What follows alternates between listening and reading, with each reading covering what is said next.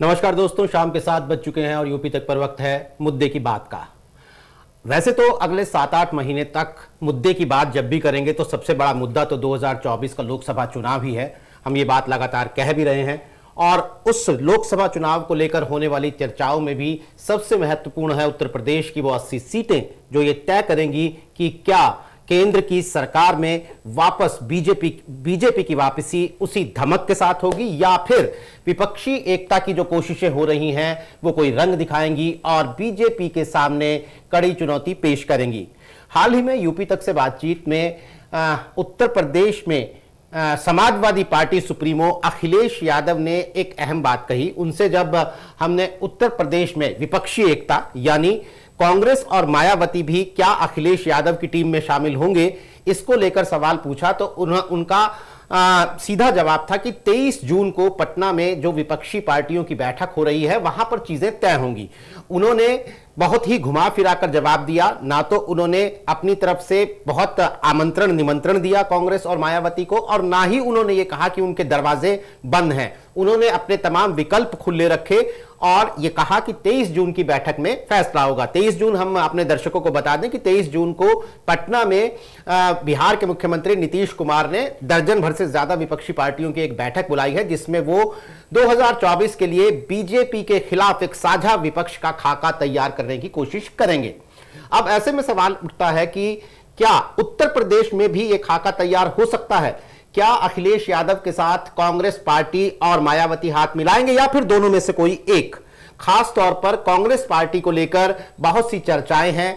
हाल में कर्नाटक की जीत, भारत जोड़ो यात्रा के बाद राहुल गांधी की लोकप्रियता में राजनीतिक विश्लेषकों का मानना है कि उनका ग्राफ बढ़ा है और ऐसी सूरत में लोकसभा चुनावों के मद्देनजर उत्तर प्रदेश में अलग अलग समुदाय के बहुत से ऐसे वोटर हैं जो कांग्रेस में जो नरेंद्र मोदी को पसंद नहीं करते हैं और ऐसे में वो कांग्रेस के रूप में एक अच्छा विकल्प देख सकते हैं। यानी अखिलेश यादव जो कि मुख्य पार्टी है उत्तर प्रदेश की और कांग्रेस पार्टी जो नेशनल लेवल पर बीजेपी के खिलाफ एक मुख्य पार्टी है, ये दोनों हाथ मिलाएं तो उत्तर प्रदेश में एक मजबूत विपक्ष तैयार हो सकता है। अखिलेश यादव कह भी रहे हैं 80 हराओ बीजेपी हटाओ, यानी उत्तर प्रदेश में अगर बीजेपी को हरा दिया तो देश की राजनीति से भी बीजेपी बाहर हो जाएगी। सवाल कई सारे हैं कि अगर कांग्रेस साथ आ भी जाती है, पहली बात तो यह कि क्या वो बड़ा दिल दिखाएंगे राहुल गांधी जिसकी बात अखिलेश यादव कर रहे हैं। फिर अगर गठबंधन हो भी जाता है तो सीटें किसे कितनी मिलेंगी। हाल ही में आज ही केशव मौर्य जो कि डेप्यूटी सीएम है बीजेपी के, उन्होंने एक नया शिगुफा छोड़ दिया। उन्होंने कहा कि विपक्षी एकता अगर हुई नरेंद्र मोदी के खिलाफ तो बीजेपी को फायदा होगा क्योंकि 2024 के लिए जनता मन बना चुकी है नरेंद्र मोदी के साथ ही जाने का। तो फिर यह भी एक सवाल है कि क्या वाकई फायदा होगा, क्योंकि कुछ लोग मानते हैं कि रिवर्स पोलराइजेशन हो जाता है। जब बीजेपी के खिलाफ तमाम लोग जुड़ते हैं तो बीजेपी समर्थक और तेजी से जुड़ते हैं और बीजेपी का तंत्र मजबूती से काम करने लगता है जो उनका काडर है। इन तमाम सवालों पर बात करने के लिए, इन तमाम सवालों की गुत्थियां सुलझाने के लिए आज हमारे साथ मौजूद हैं लखनऊ से वरिष्ठ पत्रकार राजनीतिक विश्लेषक हेमंत तिवारी जी। हेमंत जी के लेख और उनके चर्चाएं हम देखते रहते हैं लगातार देश की राजनीति पर और खास तौर पर उत्तर प्रदेश की राजनीति पर। साथ ही मेरे साथ जुड़ी हैं मौसमी सिंह। मौसमी हमारे सहयोगी चैनल आज तक की वरिष्ठ संवाददाता हैं, एडिटर हैं आज तक में।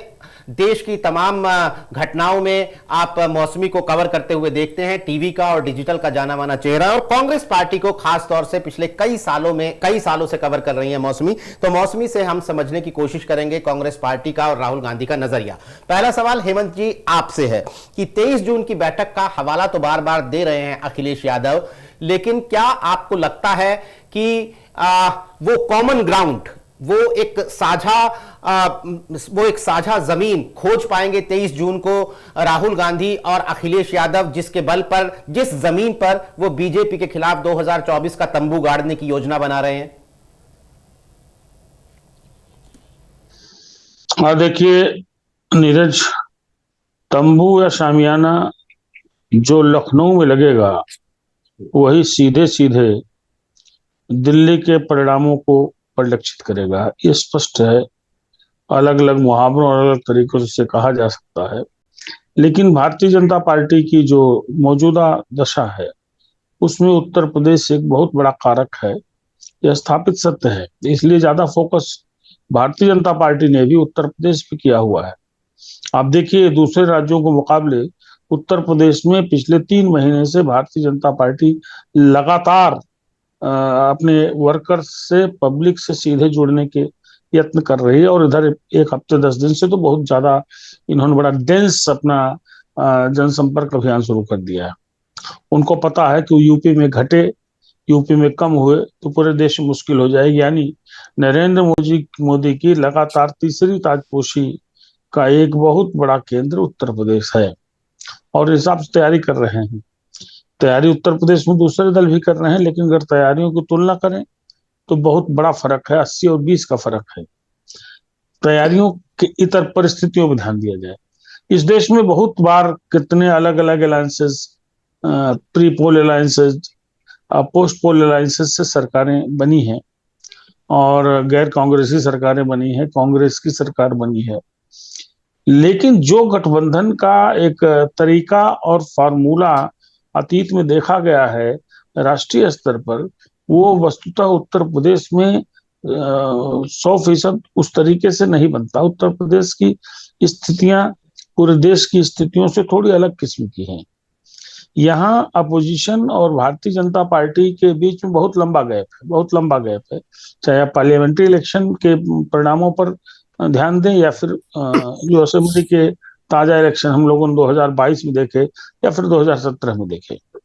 और सबसे बड़ी दिक्कत पूरे अपोजिशन की पूरे देश को लेकर अगर कहीं है तो उत्तर प्रदेश में है, क्योंकि उत्तर प्रदेश में विपक्ष का बिखराव तमाम कारणों से इस तरीके का है कि उनको एक जगह ला पाना बड़ा मुश्किल है। और मेरा मानना है, इतने साल के तजुर्बे और लगभग हर पार्लियामेंट्री कॉन्स्टिट्यूंसी की भौगोलिक और जातीय और सामाजिक और राजनीतिक परिस्थितियों का आकलन करने के बाद, कि उत्तर प्रदेश में अगर भारतीय जनता पार्टी को सीधी टक्कर देनी है तो विपक्ष के लिए न्यूनतम आवश्यकता यह है कि 80 की 80 सीटों पर विपक्ष का एक कैंडिडेट, सिर्फ एक कैंडिडेट भाजपा से मुकाबिल हो। अगर ऐसी परिस्थिति बनती है तो आप भाजपा को किनारे कर सकते हैं, गिरा सकते हैं, कम कर सकते हैं।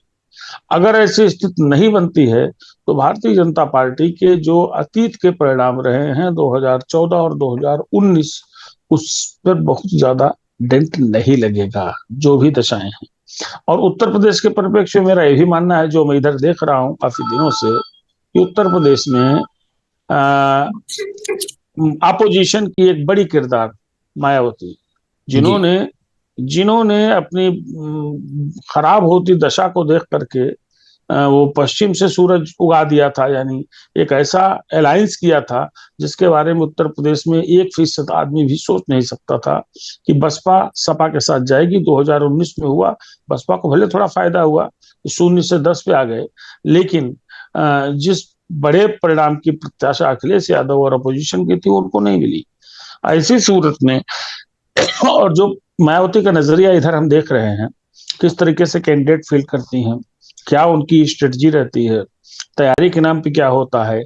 और अल्टीमेटली, मेरे शब्द थोड़े से खराब हो सकते हैं, लेकिन ये मैं खुद जाति तजुर्बे पे कह रहा हूं, जो उदाहरण सामने उनको देखते हुए कह रहा हूं, कि ऐसा लगता है कि मायावती एक तरीके से 4 बार मुख्यमंत्री उत्तर प्रदेश की रहने के बावजूद इधर कुछ वर्षों से, 2-3 वर्षों से लगता है को सरेंडर कर चुकी हैं। मतलब इतनी बड़ी पार्टी जिसकी बड़ी शोहरत रही, जो दलितों की अगुवाई वाली पार्टी रही, जिन्होंने तमाम तरीके के प्रयोग किए, दलित, पिछड़ा और अल्पसंख्यक और अपर कास्ट सबको मिला करके 2007 में पूर्ण बहुमत की सरकार बनाई, लेकिन इधर 2-3-4 वर्षों से उनमें वह ताजगी, वो जील जो होती है, पॉलिटिकल जील, वो दिखी नहीं है। तो ऐसी सूरत में मेरा मानना है कि मायावती किसी के साथ नहीं जाएंगी।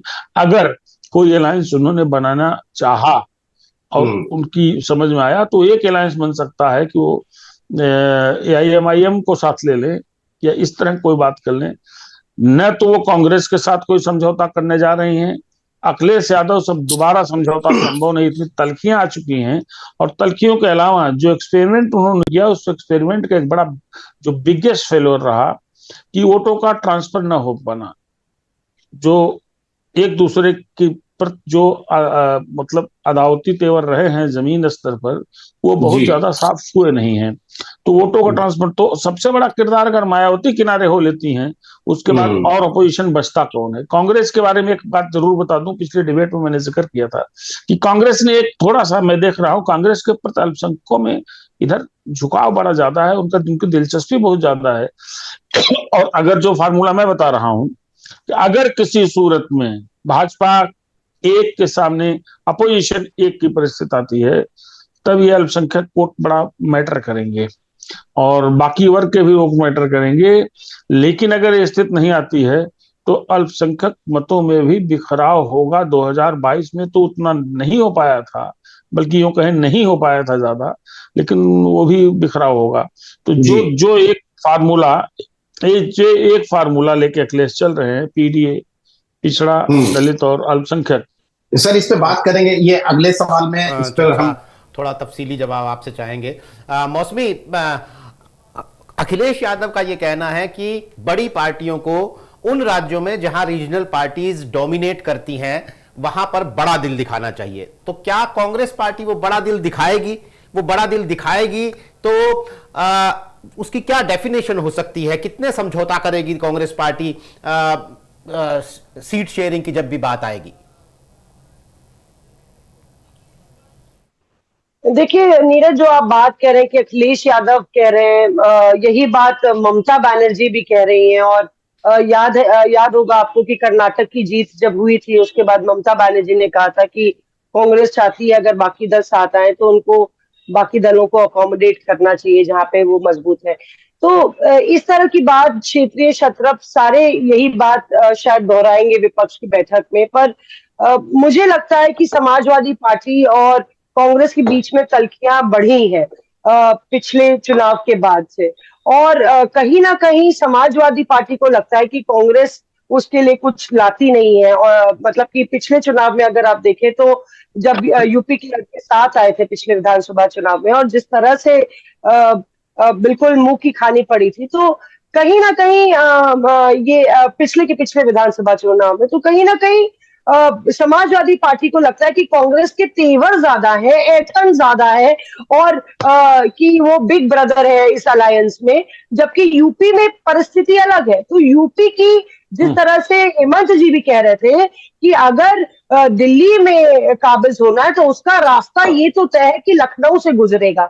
तो और लखनऊ में एक ही पार्टी यहाँ पे नजर आ रही है जो मुख्य विरोधी पार्टी है, समाजवादी पार्टी ये जानती और मानती है।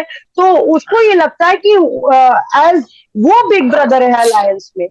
आप देखिए कि डिम्पल और प्रियंका गांधी वाड्रा के बीच में काफी शिष्टाचार के नाते और काफी बातचीत होती थी 7 साल पहले, जब पिछले विधानसभा चुनाव में लगातार वो एक बहुत इंपॉर्टेंट फैक्टर रहा था। लेकिन अभी तल्खियां इतनी बढ़ गई हैं कि प्रियंका गांधी वाड्रा, हमारे सूत्र बताते हैं कि प्रियंका और उनके खेमे को भी लगता है कि बहुत ज्यादा रिजिड समाजवादी पार्टी के तेवर है। अब ये बार्गेनिंग टूल है। जिस तरह से अखिलेश यादव ने कहा कि चंडू खाने की बात नहीं करो, भारत जोड़ो यात्रा को लेके पूरी तरह से कन्नी काटी समाजवादी पार्टी ने। यूपी से भी गुजरी यात्रा पर वो साथ नजर नहीं आए। तो क्या ये बार्गेनिंग टैक्टिक्स है? ये देखना होगा। पर अल्पसंख्यकों की जहां तक बात है, जो मिजाज अल्पसंख्यकों का विधानसभा चुनाव में था, वो अब थोड़ा काफी बदला हुआ नजर आ रहा है, क्योंकि कर्नाटक में भी ये नजर आया।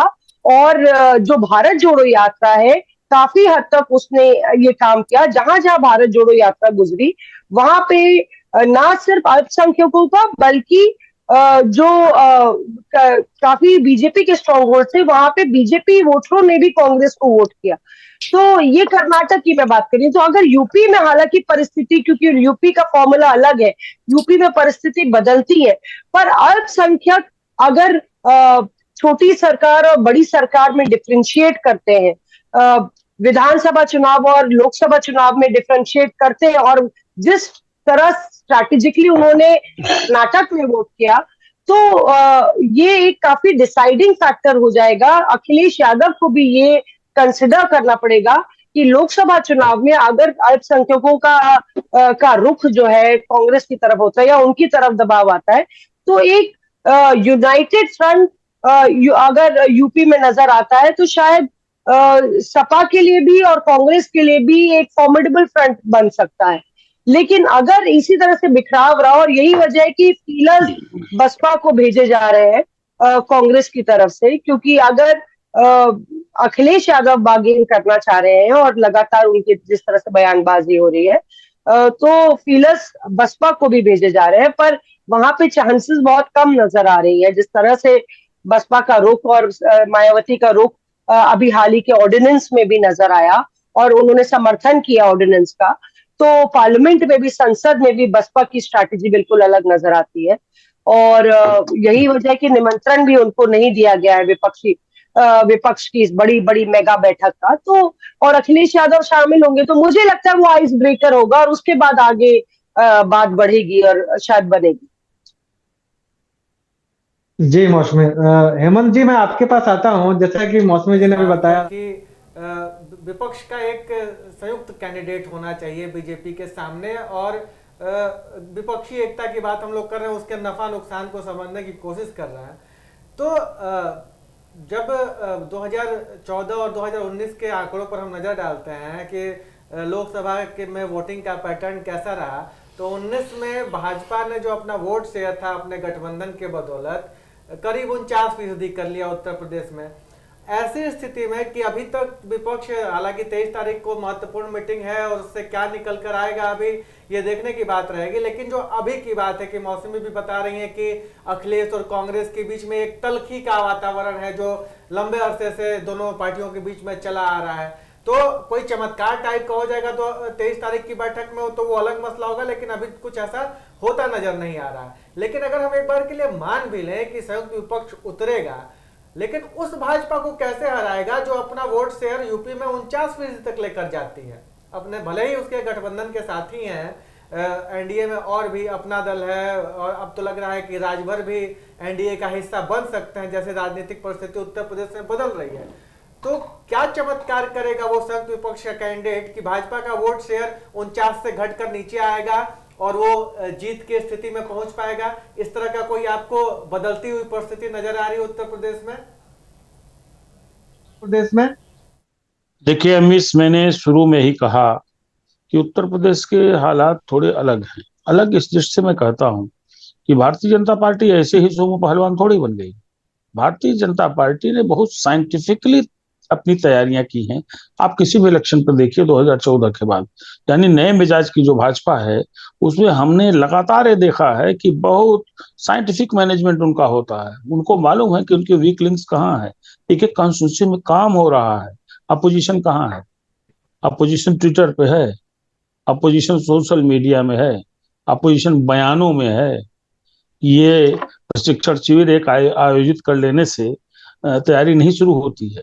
भारतीय जनता पार्टी इसीलिए तो आगे है। 49% प्लस अगर वोट वो अपने अलायंस के जरिए लेती है तो इसीलिए लेती है, उसको मालूम है एक एक बिरादरी, एक एक जात, एक एक कॉन्स्टिट्यूंसी की परिस्थिति, यहाँ कौन सी चीज अप्लाई करें उसको पता है। इस पहली बात तो ये। दूसरी बात, मैंने एक लाइन कही और यही लाइन में मेरा मानना है कि ऐसी परिस्थिति बनेगी, मुझे लगातार कहनी पड़ेगी कि विपक्ष का उत्तर प्रदेश में एकजाई यानी एकजुट होना, यानी यूनाइट होना, मुझे लगता है कि तराजू में मेढक तोलने जैसा है आज की परिस्थितियों में। और यह विशुद्ध सत्य है। अब हो सकता है कोई असाधारण परिस्थिति ऐसी आ जाए। अगर कोई असाधारण परिस्थिति ऐसी नहीं आती है तो यह शुद्ध सत्य है मेरी दृष्टि से कि जब तक आप एक के मुकाबले एक खाली नहीं रहोगे, आप बीजेपी को चैलेंज नहीं कर सकते हो। दूसरी चीज, अखिलेश यादव को भी इस बात का पता है, होशियार पॉलिटिशियन है। ये अलग बात है कि बड़ी बड़ी गलतियां उन्होंने अतीत में की है जिसके नाते बड़े खराब परिणाम उनको देखने पड़े हैं, लेकिन यह उनकी दूरंदेशी है कि उनको कैसे भी कांग्रेस से कुछ न कुछ जोड़ तोड़ करना पड़ेगा। कारण जो बता रहा हूं, जो नया ट्रेंड में उत्तर प्रदेश में देख रहा हूं, कांग्रेस भले कमजोर हो, क्योंकि कांग्रेस की सबसे बड़ी दिक्कत उसकी बीमारी है, एकदम कृषकाय दशा में उत्तर प्रदेश में हो गई है। इसलिए मुसलमान भी एक बार जब सोचता है तो फिर विचार करता है अपना वोट हम खराब तो नहीं कर रहे हैं।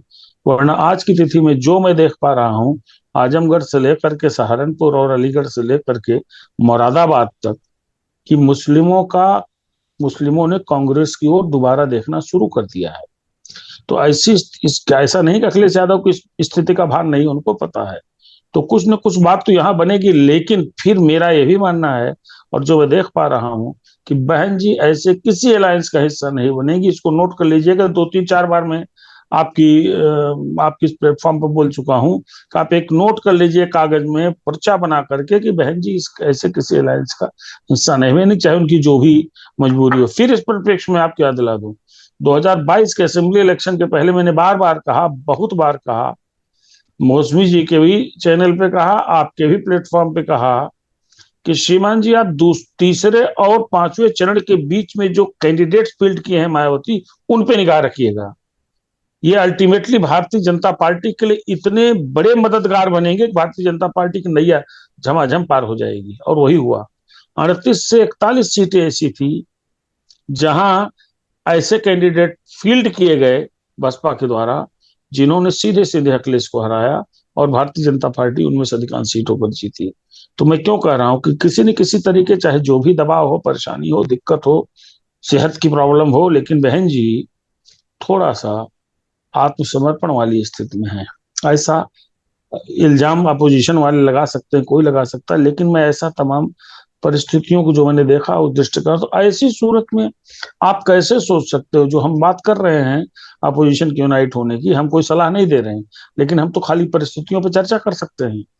और परिस्थितियों पर चर्चा का लब आप मेरी दृष्टि में आप समझिए कि until they don't unite they can't fight against BJP.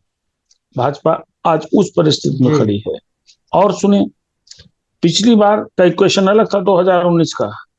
2019 में जो 16 सीटें, कितनी सीटें, 16 नहीं 64, जी जी 16 थी, एक कांग्रेस ने, रायबरेली 5 इनकी 10 उनकी। तो उस वहां परिस्थितियां अलग थी। अब अगर मान लीजिए, खाली एक कल्पना कीजिए कि मुरादाबाद में अगर ये कैंडिडेट देते हैं एसटी हसन को, अखिलेश यादव, और वहीं कांग्रेस समझौता मान लीजिए हो गया, चलिए मान लीजिए, वहीं बहन जी अगर किसी याकूब उस्मानी को टिकट दे देती तो क्या होगा?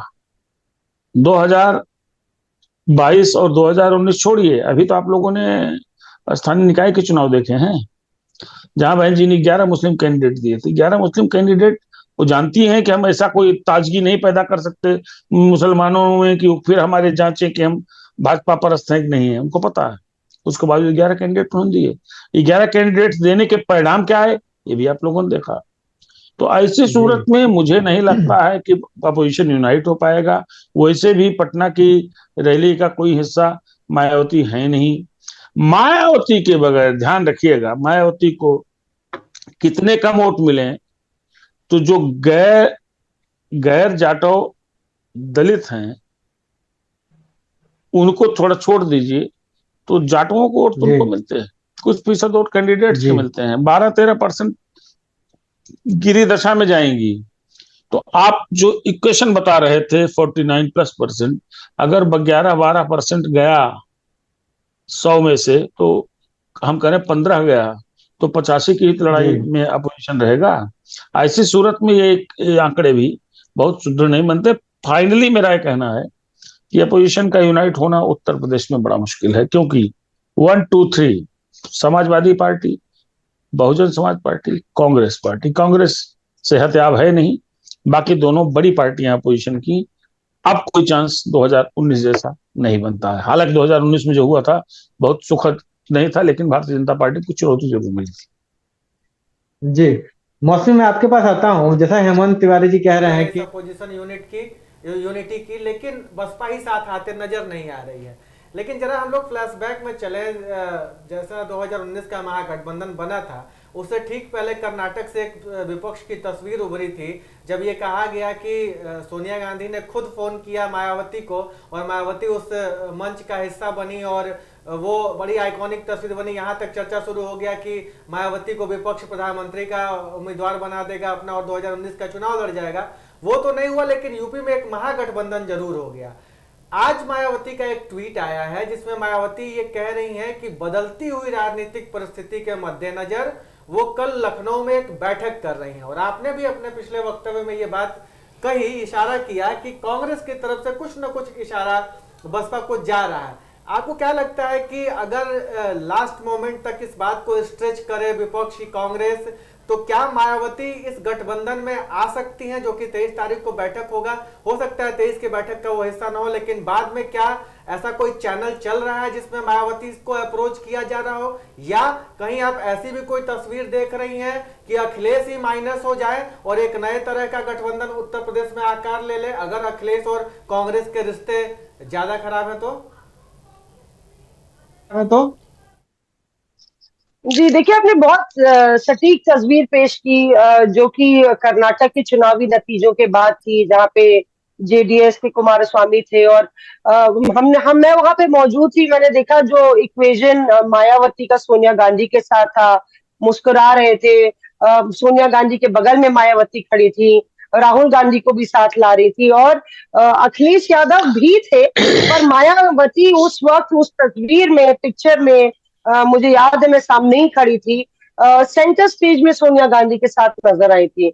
और वो सबसे उस पूरे स्टेज पर जो विपक्षी नेताओं का जमघट था उसमें वजन मायावती की मौजूदगी ने डाला था। उसके बाद जो 2019 में हुआ वो हुआ, लेकिन जिस तरह से 2019 के चुनाव के बाद से बीएसपी का जो रोल रहा है, चाहे आप राष्ट्रीय मुद्दों को लेके आप देखें, चाहे संसद में बिल्स को लेके बीएसपी का रवैया देखें, अक्सर काफी जटिल मुद्दों पर भी जहां पे विपक्ष का एकजुट होना आसान है, वहां पे भी मायावती की बीएसपी जो है वो बीजेपी के साथ खड़ी नजर आई है। तो अपने आप में कई सवाल इसमें खड़े होते हैं। और जितने बार, अगर आप आज मायावती का ट्वीट आया है, पर अगर आप देखें पिछले उनके ट्वीट्स उठा के देख लिए तो जितने बार उन्होंने बीजेपी पे किए हैं उससे कहीं ज्यादा या शायद उतने ही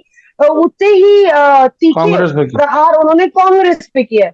तो कांग्रेस पर ज्यादा वो लगातार आलोचना करती आई है। और उसकी एक वजह ये भी है कि आप देखिए कि कांग्रेस में हायरार्की बदली है। कांग्रेस के अध्यक्ष उस वक्त राहुल गांधी थे जब आप उस मंच का जिक्र कर रहे हैं, और इस वक्त कांग्रेस के अध्यक्ष मल्लिकार्जुन खड़गे हैं। तो और कर्नाटक में दलित समुदाय बहुत लंबे समय बाद, दलित संगठन जो है वो एकजुट हुए थे और उन्होंने खुले तौर पे समर्थन कांग्रेस को किया था। एक वापसी हुई थी दलित वोट बैंक की कांग्रेस में इस कर्नाटक चुनाव में। तो एक सिल्वर लाइनिंग कांग्रेस उसमें देख रही है और मायावती इससे अच्छी तरह वाकिफ है। पर ये तब है जब मायावती बतौर कंपटीशन में उतरेंगी भी या नहीं, क्या वो मुकाबले में उतरेंगी, ये बड़ा सवाल है। अक्सर हम कांग्रेस नेताओं से बात करते हैं कि बीएसपी के नेता क्यों नहीं आए, आपने बीएसपी से बात नहीं की। अभी बजट सत्र के बाद मल्लिकार्जुन खड़गे ने एक मेगा प्रेस वार्ता की थी जहां पे बीआरएस, 2-3 ऐसे दल हैं जो हमेशा टांग खींचते रहते हैं कांग्रेस की, उसमें तृणमूल कांग्रेस है, बीआरएस है और आम आदमी पार्टी है।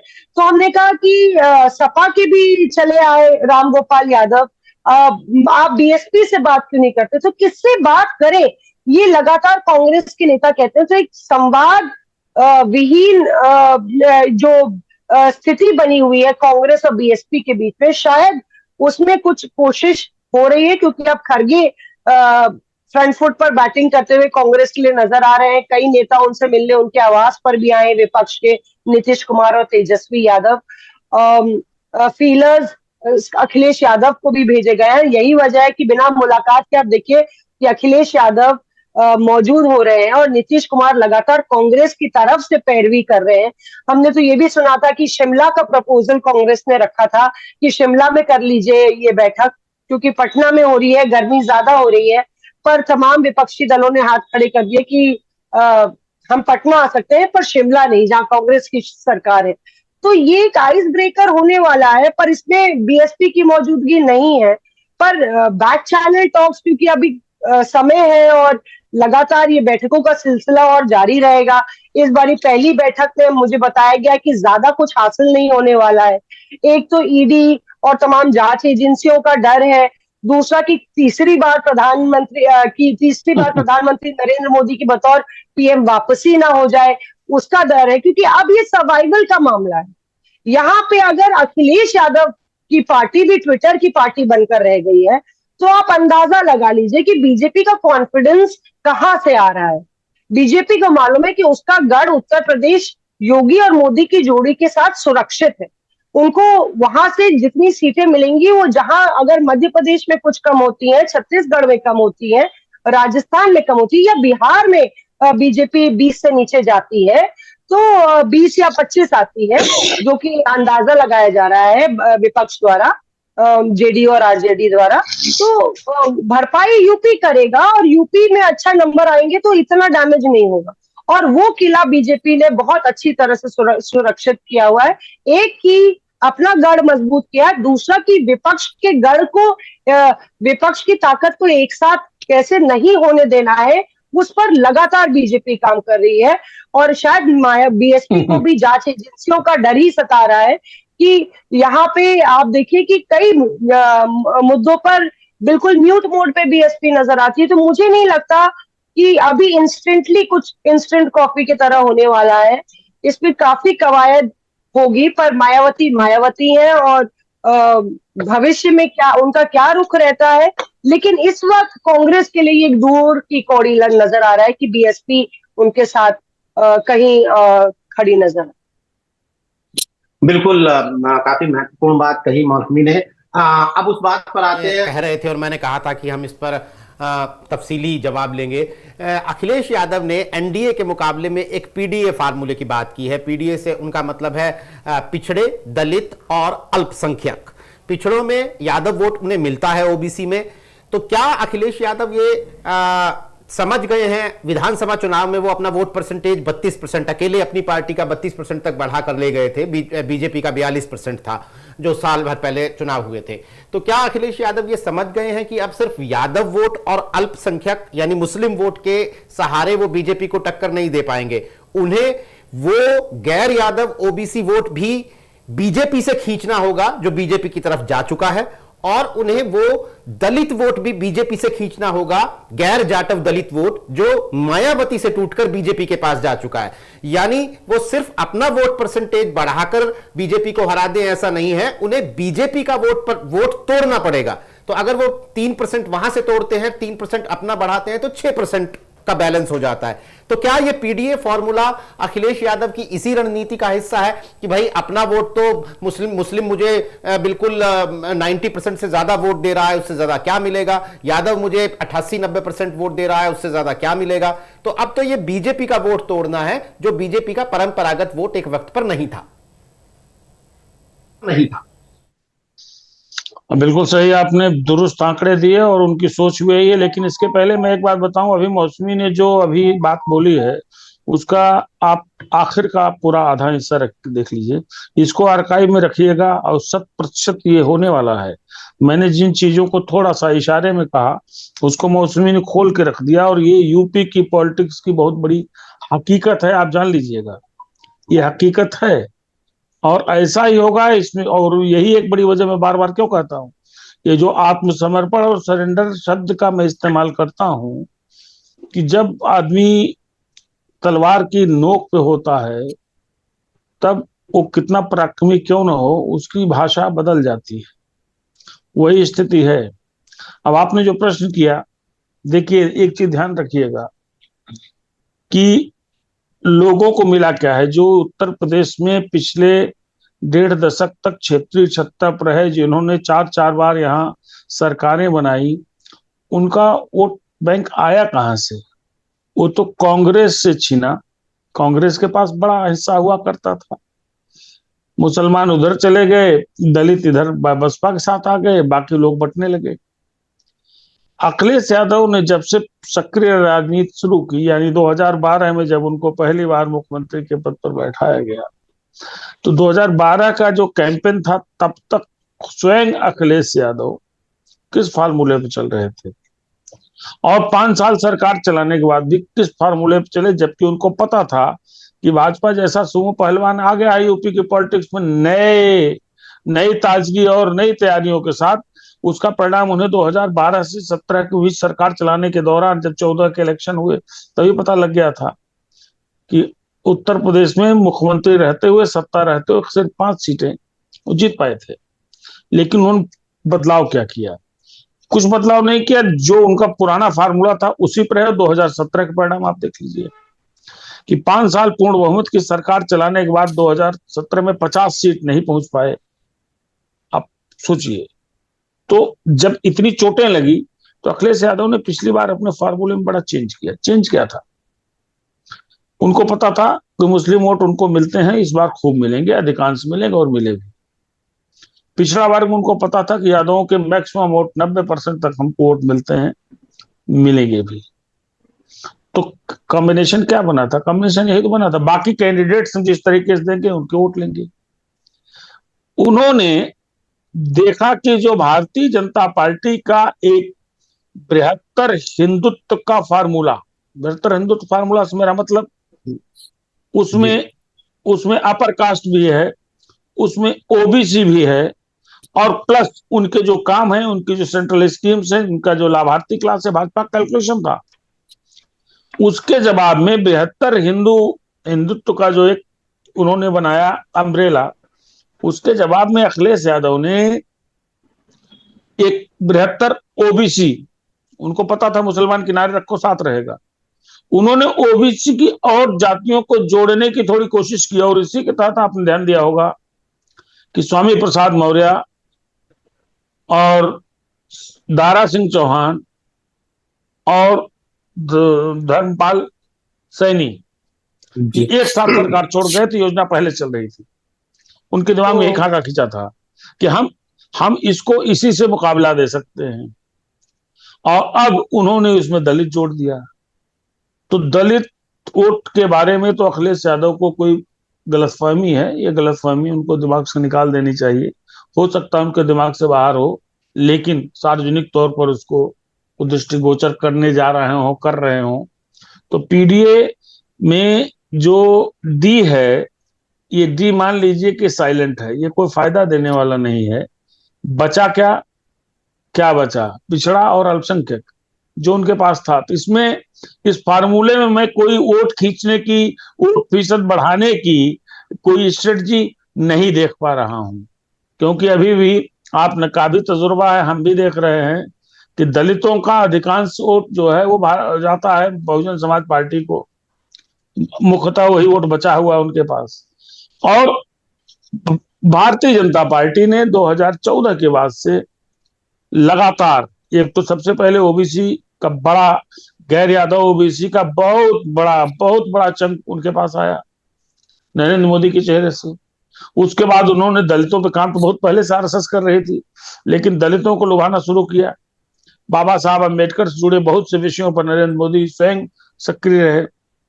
परिणाम आपने देखा 2017 के इलेक्शन में, मैंने स्वयं देखा कि बहुत सी ऐसी कॉन्स्टिट्यूंसी रही जो दलित बहुल है, वहां भारतीय जनता पार्टी को बहुत वोट मिले। 2019 में भी उन्होंने दलितों की अहमियत दी, तो थोड़ा वोट और मायावती खिसका। 22 का परिणाम आप देख रहे हैं कि दलित वोट खाली 2 ही जगह मुख्यतः रह गए, सबसे ज्यादा बयान जी के पास जो उनका बेस वोट बचे, और भारतीय जनता पार्टी को उसका आकर्षण थोड़ा सा बढ़ा। तो ऐसी सूरत में अखिलेश यादव को डी वाला पीडीए डी मुझे लगता है कि उनको मान के चलना चाहिए, साइलेंट है लेकिन दिखा रहे हो।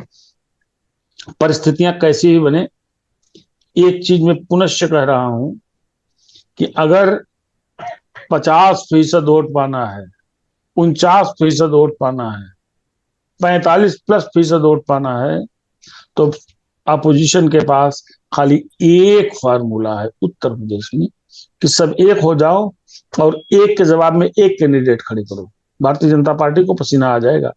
लेकिन साथ में ये भी कह रहा हूं, पहले भी कहा फिर कह रहा हूं, कि उत्तर प्रदेश में यह संभव नहीं है, ऐसी परिस्थितियां नहीं बन सकती हैं। अभी जो ईडी और इनकम टैक्स की बात की मौसमी जी ने, तो आप जान लीजिए कि ये इसने सबको डराया हुआ है, सबको डराया हुआ है। उत्तर प्रदेश में खौफ कुछ ज्यादा ही है, जबकि उत्तर प्रदेश में आपने किसी बड़े राजनेता के खिलाफ अभी तक कोई एक्शन नहीं देखा होगा। क्या आपको याद है कि पिछले 7-8 साल या जब से मायावती 2012 के बाद सत्ता में नहीं है, एक बार खाली उनके भाई के कुछ ठिकानों पर इनकम टैक्स के छापे पड़े थे, वरना कोई छापे पड़े नहीं, जबकि सारे कागज पत्र दस्तावेज इन जो गोपनीय रिपोर्ट है सब तैयार है। तो ये वार बड़ा खतरनाक होता है, और इस वार का उत्तर प्रदेश की पॉलिटिक्स पर बहुत ही बड़ा प्रभाव दिखा है 2022 में, और दिखेगा 2024 में, मुझे ऐसा लगता है। जी बिल्कुल। मौसमी का शायद कैमरा ऑफ हो गया था। नहीं, मौसमी फिर से हमारे साथ जुड़ गई है। हेमंत जी ने जिस तरह बताया, मैं आपके पास फिर से एक बार कांग्रेस की से जुड़े सवाल लेकर आऊंगा। मैं अपने दर्शकों को बता दूं कि देश की कुल लोकसभा सीटों में से 550 सीटों में से 190 सीटें ऐसी हैं जहां बीजेपी और कांग्रेस का सीधा मुकाबला है। वहां रीजनल पार्टीज जो हैं वो बहुत ही मामूली तरह से पिक्चर में आती हैं, और पिछले चुनावों में 2019 में इन 190 सीटों में से ज्यादातर सीटें जैसे कि गुजरात की तमाम सीटें, मध्य प्रदेश की तमाम सीटें, राजस्थान की तमाम सीटें, दिल्ली की तमाम सीटें, हरियाणा की तमाम सीटें, यानी इन 190 सीटों में से ज्यादातर सीटें बीजेपी ने जीती थी।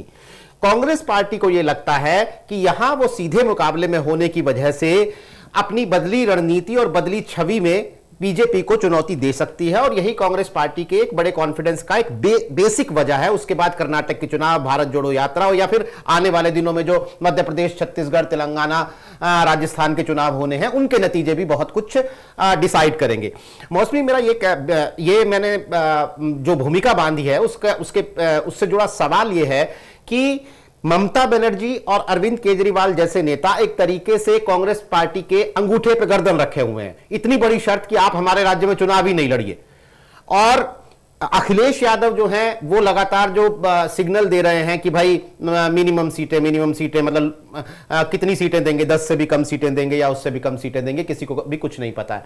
इसके बावजूद राहुल गांधी जो है वो 23 जून की बैठक को लेकर एक सकारात्मक रवैया दिखाते हैं। 12 जून को तमाम नेता मौजूद नहीं है, तो बैठक का वक्त बदलकर, तारीख बदलकर 23 जून किया जाता है। अभी तक की खबर के मुताबिक राहुल गांधी और मल्लिकार्जुन खड़गे उस बैठक में हिस्सा लेने जा रहे हैं। तो ये तो साफ दिखाता है ना कि वो जो एक बिग ब्रदर एटीट्यूड की हम पिछले कई सालों से बात कर रहे हैं कांग्रेस में, उसमें तो कमी आई है। जाहिर तौर पर कांग्रेस पार्टी का रुख लचीला हुआ है, इसीलिए वो इस बैठक में शामिल होने जा रहे हैं। अगर ये बैठक होती ही ना, या फिर इसमें राहुल गांधी हिस्सा ही ना लेते, तो ये पूरे गुब्बारे की हवा ही निकल गई होती। तो मेरा ये कहना है कि क्या आपको लगता है कि कांग्रेस पार्टी जो ममता बनर्जी, अरविंद केजरीवाल, अखिलेश यादव जैसे नेताओं की जो शर्तें हैं उनमें कोई लचीला रुख दिखा भी सकती है, और ये नेता भी थोड़ा सा तू आगे चल, थोड़ा सा मैं आगे चलूं वाली नीति के तहत ये भी थोड़ा सा लचीला रुख दिखाएंगे? तो यानी एक 23 जून की बैठक से सकारात्मक नतीजे निकल सकते हैं क्या? बिल्कुल नीरज, आपने जो बात कही, मुझे लगता है कि आपने बिल्कुल जो नब्ज है वो पकड़ी है विपक्ष की। इसमें दो बातें हैं। सबसे बड़ी पहली बात यह है कि किस परिस्थिति में यह बैठक हो रही है। एक तो परिस्थिति ये है कि आपने देखा था कि एमके स्टालिन का ट्वीट आया था कि मतलब बीजेपी को कायर बताया था कि आप पीछे से वार क्यों कर रहे हैं, एजेंसियों का इस्तेमाल क्यों कर रहे हैं, सामने से आके लड़ो। तो एजेंसियों का जो खौफ है या एजेंसियों का जो डंडा है, उसके चलते विपक्ष को लगता है, चाहे वो बीआरएस हो या टीएमसी हो या आम आदमी पार्टी हो, 2 मंत्री उसके जेल में है, उनको लगता है कि वक्त आ गया है कि बीजेपी को किसी तरह से एकजुट होकर हराया जाए। दूसरी बात यह है कि तो इस परिस्थिति में मुलाकात हो रही है। दूसरी परिस्थिति बदली इसलिए है कि कांग्रेस के कर्नाटक जीतने से बीजेपी से ज्यादा विपक्ष के कई नेता बहुत परेशान होंगे, क्योंकि अगर कांग्रेस कर्नाटक हार जाती तो यहाँ पे बार्गेनिंग कांग्रेस के साथ इजी हो जाती।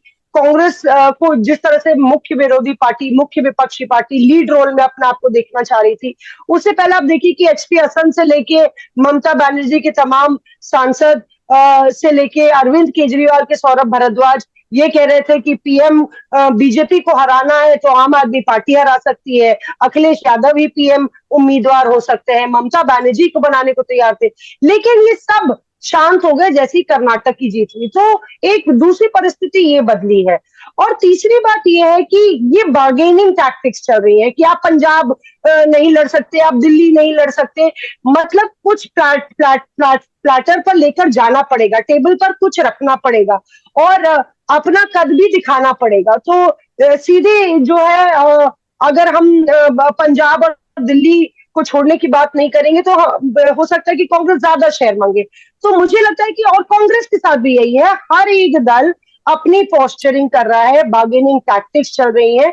इसमें सबसे अहम कड़ी नीतीश कुमार की है क्योंकि पटना में ये बैठक हो रही है, नीतीश कुमार ही अखिलेश से जाके मिले थे, ममता से जाके मिले थे और तमाम दलों से जाके मिले थे। तो एक एहसास, ये बदलाव मुझे 3-4 महीने में दिखा है। राहुल गांधी की सदस्यता जाने का असर हुआ है कि अगर राहुल गांधी की सदस्यता जा सकती है, भले ही वो कानूनी तौर पे हो और कैसे हो, तो कुछ भी हो सकता है। और दूसरा कि ईडी और सीबीआई और जो एजेंसियां लगातार धड़ल्ले से विपक्षी नेताओं को जेल में डाल रही हैं या जांच कर रही हैं, उसका असर है। तो इसलिए ये एक एहसास है कि हमें साथ आना ही पड़ेगा। यही वजह है कि अब आप देखिए कि केसीआर जो इतनी बुराई कर रहे थे और राहुल गांधी कह रहे थे कि चाइना में जाके अपनी पार्टी बनाए, तेलंगाना राष्ट्रीय समिति, जब वो बीआरएस बनने वाले थे, तो वो भी अब इस बैठक में आ रहे हैं। तो और बीजेपी एक बड़ी वजह है क्योंकि बीजेपी में कर्नाटक में भी बीजेपी को जो है लिंगायत वोट चुटकने के बावजूद भी अच्छा वोट प्रतिशत मिला है। और यही वजह है कि जब राज्य के चुनाव में जहां कोई चेहरा, प्रधानमंत्री चेहरा नहीं है, वहां पे ऐसा हुआ है, तो बीजेपी को लेकर लगातार हवा बना हुआ है। और यही वजह है कि मुझे लगता है कि लचीला रुख सभी दल इख्तियार करेंगे। अरविंद केजरीवाल जो अशोक गहलोत को अभी गरिया रहे थे राजस्थान में कल ही परसों, वो बैठक में 2 दिन बाद शामिल हो रहे हैं। ममता बनर्जी के खिलाफ अधीर रंजन चौधरी कोर्ट जाते हैं, पंचायत पोल्स में कहते हैं कि सीआरपीएफ चाहिए, वो सीआरपीएफ जो अमित शाह के अधीन है। तो ये स्टेट पॉलिटिक्स में अपने पावर प्ले चलते रहेंगे नीरज। मुझे लगता है कि कंसेंसस बना है कि 24 में नजर रखते हैं, 2023 के सेमीफाइनल्स को छोड़ देते हैं, वो स्टेट यूनिट्स डिसाइड करेंगे, जो होना है वो होगा, पर 24 के मद्देनजर एक शुरुआत करते हैं और वो शुरुआत यहाँ पे नजर आ रही है। यहाँ तक कि ये चर्चा होने लगी है आपकी पीएम उम्मीदवार भी घोषित होना चाहिए। तो पर एक लार्जर पिक्चर में अगर बात करें तो सबको ये लगता है कि पहले चुनाव लड़ते हैं एक साथ, हर एक सीट पर एक ही विपक्ष का उम्मीदवार हो, इस पर एक सलाह मशवरा हो। अगर 200 सीट कांग्रेस और बीजेपी आमने सामने है तो बाकी सीटों पर भी एक एक उम्मीदवार ही हो विपक्ष का, एकजुट होके, और उसके बाद हम बीजेपी से बात करते हैं, मुकाबला करेंगे, तो शायद हमारी चांसेस और प्रबल हो जाए। बिल्कुल। तो फिलहाल तो विपक्षी एकता का जो रास्ता है वो यही कह सकते हैं कि बड़ी कठिन है डगर पनघट की। चुनौतियां हैं, लेकिन ये बात भी तय है कि विपक्ष की तरफ से कोशिशें हैं जो वो गंभीर नजर आ रही हैं, उनमें संजीदगी नजर आ रही है। और कांग्रेस पार्टी भी एक तरीके से लचीला रुख दिखा रही है क्योंकि इस पूरी एकता के सेंटर में अगर हम कहते हैं तो कांग्रेस पार्टी का रुख जो है वो बहुत अहम होने वाला है। दोस्तों, हमने YouTube पर आपसे एक सवाल पूछा था, एक पोल किया था कि कांग्रेस के लिए कितनी सीट छोड़ सकते हैं अखिलेश यादव। आपके पास विकल्प थे 10 से कम, 10 से 15 या 15 से ज्यादा। तो सबसे ज्यादा दर्शकों का, 60% दर्शकों का यह मानना है कि 10 से कम सीटें छोड़ेंगे अखिलेश यादव कांग्रेस पार्टी के लिए।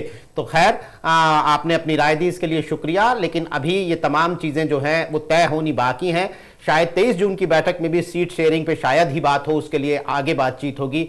लेकिन कम से कम विपक्षी एकता का एक बीज जो है वो इस 23 जून की पटना की बैठक में जरूर पड़ेगा, हाँ या ना की शक्ल में। कार्यक्रम में शिरकत करने के लिए मौसमी सिंह, हेमंत तिवारी, अमिश राय, आप सभी का बहुत बहुत शुक्रिया। तमाम दर्शकों का आभार। आज के लिए नमस्कार।